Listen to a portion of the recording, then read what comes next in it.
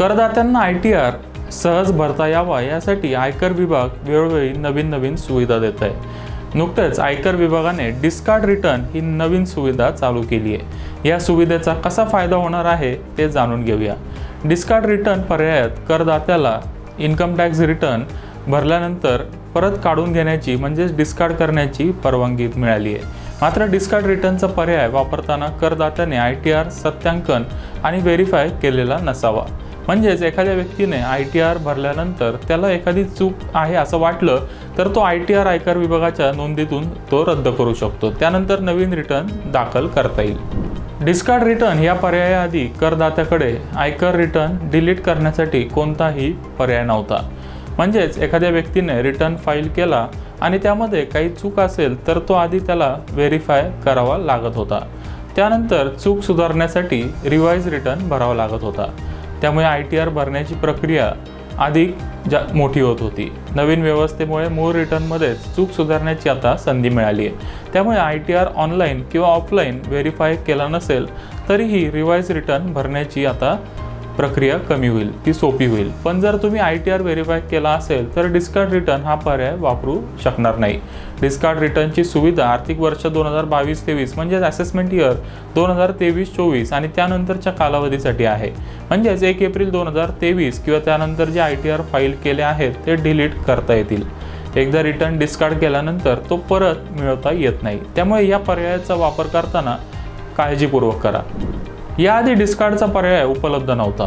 ITR दाखल केल्यानंतर तो डिलीट करता येत नव्हता। म्हणजेच यापूर्वी ITR भरल्यानंतर एखाद्याला चूक दिसली तर त्याला ITR व्हेरीफाय करून मग सुधारित ITR दाखल करावा लागत होता। त्यामुळे ITR भरण्यासाठी लांबलचक प्रक्रियेतून जावं लागत होतं।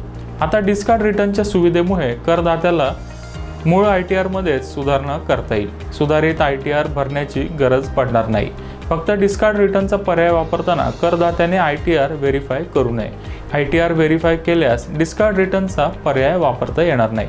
डिस्कार्ड रिटर्नची सुविधा 2022-23 या आर्थिक वर्षासाठी म्हणजेच असेसमेंट इयर 2023-24 पासून लागू झाली आहे। म्हणजेच 1 एप्रिल 2023 नंतर दाखल केलेला ITR डिलीट करता येईल।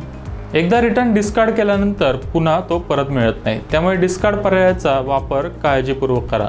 जुना रिटर्न डिस्कार्ड केल्यानंतर नवीन रिटर्न शेवटच्या तारखेच्या आत नाही भरला तर नियमानुसार दंड भरावा लागेल। उदाहरणार्थ 30 जुलै 2023 रोजी तुम्ही मूळ रिटर्न दाखल केला मात्र रिटर्न व्हेरीफाय केला नाही, त्यानंतर ITR मध्ये एखादं उत्पन्न दाखवायचं राहून गेलं, हे तुमच्या लक्षात आलं, मग तुम्ही डिस्कार्ड रिटर्न या पर्यायाचा वापर करून रिटर्न डिलीट करू शकता। त्यानंतर नवीन रिटर्न दाखल करू शकता। कलम 139(1) चा आधार घेऊन तुम्ही दाखल केलेला रिटर्न डिस्कार्ड केला आहे। नवीन रिटर्न 31 जुलैच्या डेडलाईन नंतर भरल्यास कलम 234(f) नुसार विलंब शुल्क भरावं लागेल। अशा वेळी तुम्हाला 5,000 रुपयापर्यंत दंड भरावा लागेल। पहिला रिटर्न 30 जुलैपर्यंत भरला म्हणून तुम्ही दंडापासून वाचू शकत नाही। आता दाखल केलेला ITR डिस्कार्ड कसा करायचा ते जाणून घेऊया। ITR डिस्कार्ड करण्यासाठी सुरुवातीला आयकर विभागाच्या incometax.gov.in साईटवर जा। पॅन नंबर आणि पासवर्ड टाकून लॉग इन करा। मेनू बारमध्ये जाऊन ई फाईल पर्यायावर जाऊन इन्कम टॅक्स रिटर्न त्यानंतर ई व्हेरीफाय ITR वर क्लिक केल्यानंतर तुम्हाला डिस्कार्ड हा पर्याय दिसेल। या ठिकाणी तुम्ही दाखल केलेला परंतु व्हेरीफाय न केलेला रिटर्न डिस्कार्ड करू शकता। डिस्कार्ड रिटर्नचा पर्याय वापरून कलम 139(4) अंतर्गत बिलेटेड रिटर्न आणि कलम 139(5) अंतर्गत सुधारित रिटर्नमध्येही वापर करू शकता। या ठिकाणी ही रिटर्न भरताना चूक झालेली असल्यास जुना रिटर्न रद्द करून नवीन ITR भरता येतो। अंतिम ITR भरल्यानंतर व्हेरीफाय करायला विसरू नका। ITR व्हेरीफाय केल्यानंतरच रिफंड जमा होतो। ITR व्हेरीफाय केला नाही तर तुमचा रिटर्न ग्राह्य धरला जात नाही।